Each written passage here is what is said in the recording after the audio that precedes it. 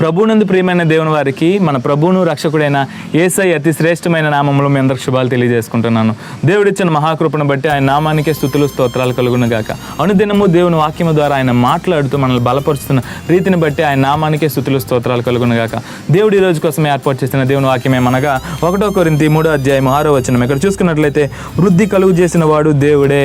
నా జీవితంలో మనము అభివృద్ధి చెందాలంటే దేవుడే చేయాలి తప్ప మన సొంతంగా మనం ఏమీ చేయలేం. ఈ లోకంలో అనేక ప్రయత్నాలు చేసి మనం వృద్ధి చెందాలనుకుంటాం, కానీ దేవుడే వృద్ధి చెందించాలి తప్ప మన సొంతంగా మనం ఏమీ చేయలేం.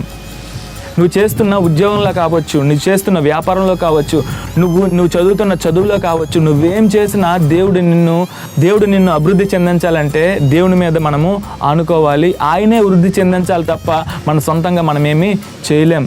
ఒక వ్యవసాయకుడు సంవత్సరం అంతా కష్టపడి తన కాపు కోసం ఎదురు చూస్తుంటాడు. ఆ యొక్క పంట తన చేతికి రావాలంటే ఆ సంవత్సరం మొత్తం కష్టపడినా దానికి ప్రతిఫలం ఉండదు. కానీ దేవుని యొక్క ఆశీర్వాదం ఉంటే, దేవుని యొక్క అభివృద్ధి ఉంటే ఆయన ఆశీర్వదింపబడతాడు. దేవుని యొక్క ఆశీర్వాదం ఉంటే ఆయన ఆ పంటను తీసుకోగలడు. అలాగే ఈ లోకంలో మనం ఏ పని చేసినా వృద్ధి కలగాలంటే అది దేవుడే చేయాలి తప్ప మానవునిగా దానిలో మనము సఫలము పొందలేం. కాబట్టి మనము దేవుడి మీద ఆనుకోవాలి. దేవుడే వృద్ధి కలిగజేస్తాడని దేవుడు వాగ్దానం చేస్తున్నాడు. ఆ వాగ్దానం మనం స్వతంత్రించుకోవాలంటే దేవుని మీద ఆధారపడాలి. దేవుని యొక్క కాపుదల లేకపోతే వాళ్ళ జీవితంలో వాళ్ళు వృద్ధి పొందలేరు.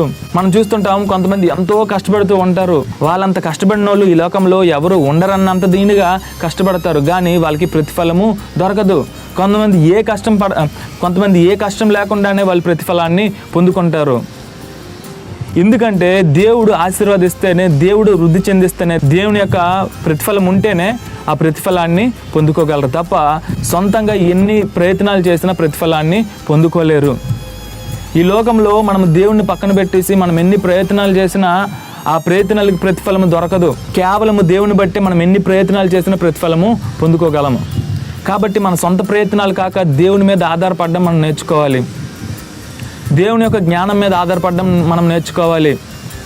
మనం ఎన్ని చేసినా, ఎంత కష్టపడినా, ఈ లోకంలో మనం ఎన్ని చేసినా అది ఆఖరికి దేవుడే దానికి ప్రతిఫలము కలుగజేయాలి. ఈ లోకంలో గొప్పవారు కూడా దేవుడి మీదే వాళ్ళు భారం వేస్తారు. దేవుడే చూసుకోవాలని దేవుడి మీద ఆధారపడతారు. కాబట్టి మనము దేవుని మీద ఆధారపడడం నేర్చుకోవాలి. ఈ లోకంలో ఎంత గొప్పవారు కావచ్చు, సామంతులు కావచ్చు, బలవంతులు కావచ్చు, ఎంత యుద్ధ వీరులైనా సొంత జ్ఞానం మీద ఆధారపడితే ప్రతిఫలాన్ని పొందుకోలేం. కాబట్టి మనం దేవుని మీద ఆధారపడడం మనం నేర్చుకుందాం.